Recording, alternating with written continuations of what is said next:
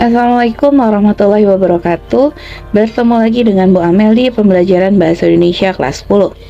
Hari ini kita sama-sama akan belajar mengenai kaidah kebahasaan teks prosedur. Bagaimana? Sudah siap belajar? Yuk kita mulai.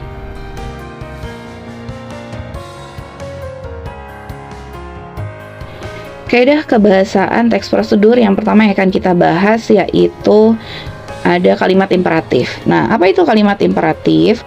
Kalimat imperatif merupakan kalimat suruhan atau kalimat perintah. Ya, kalimat suruhan atau kalimat perintah. Nah, kalimat perintah ini memiliki beberapa jenis. Yang pertama, ada kalimat imperatif ajakan.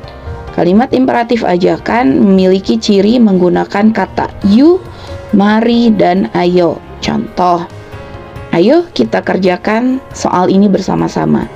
Mari kita istirahat ke kantin. Yuk kita pulang. Nah, bagaimana? Mengerti? Kita lanjutkan pada kalimat imperatif jenis yang kedua, yaitu ada kalimat imperatif larangan. Nah, kalimat imperatif larangan ini biasanya memiliki 3 ciri, yaitu menggunakan kata jangan, tidak boleh, dan dilarang. Misalnya, jangan berisik, dilarang membuang sampah di sini, tidak boleh mencontek. Baik, kita lanjutkan ke contoh kalimat imperatif yang ketiga, yaitu ada kalimat imperatif pembiaran. Biasanya cirinya menggunakan kata biarkan atau biarlah. Misalnya, biarkan aku pulang dengan selamat, biarlah dia pergi sendirian ke sekolah. Kemudian ada kalimat imperatif yang keempat, yaitu kalimat imperatif permintaan halus. Biasanya kalimat permintaan halus ini ditandai dengan kata tolong, minta, atau maaf. Contohnya, maaf, tolong tutup pintu itu. Contoh yang lainnya adalah tolong jangan berisik.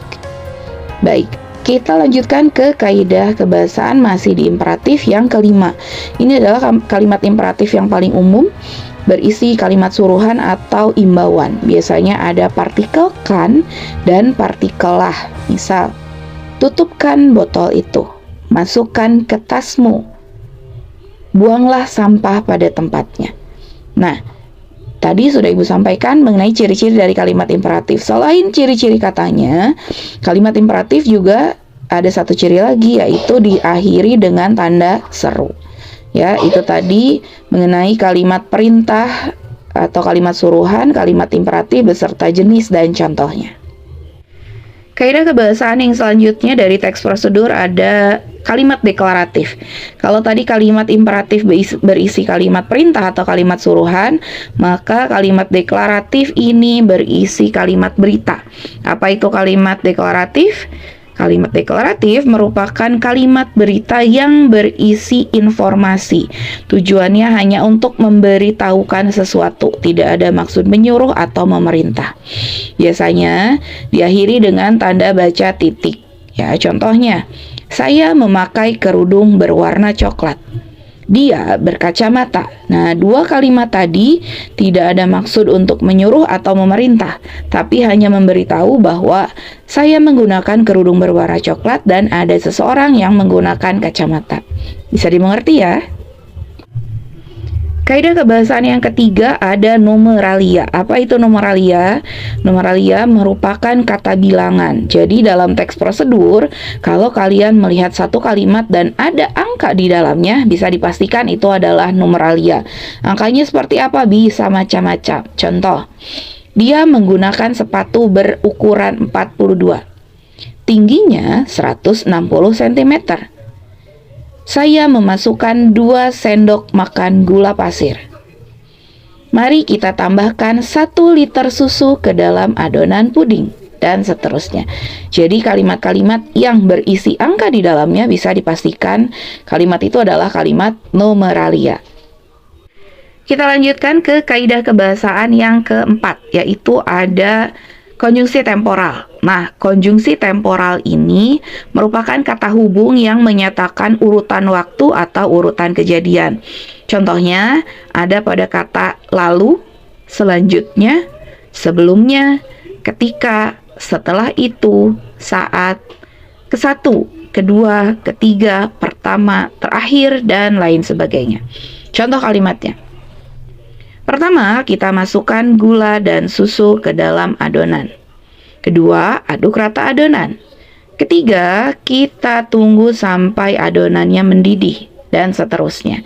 Bisa juga menggunakan kata lalu. Contoh, dia mandi lalu berganti pakaian. Nah, ada dua urutan kejadian di situ, yaitu mandi dan berganti pakaian, yang dihubungkan oleh kata hubung atau konjungsi temporal lalu.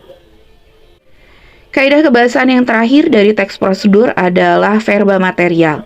Verba merupakan kata kerja. Nah, verba material ini yaitu sebuah kata kerja yang tindakannya atau pekerjaannya melibatkan fisik. Contohnya ada pada kata menendang. Misal, adik menendang bola dengan kencang. Kata menendang ini selain dia berawalan me, dia juga melibatkan fisik, yaitu kaki untuk menendang bola. Nah, kalimat atau kata verba material ini memiliki beberapa ciri, diantaranya berimbuhan me, berimbuhan ber, berimbuhan di. Selain tiga imbuhan itu, kata atau verba material ini juga harus melibatkan fisik di dalamnya. Contoh, menulis menggunakan tangan.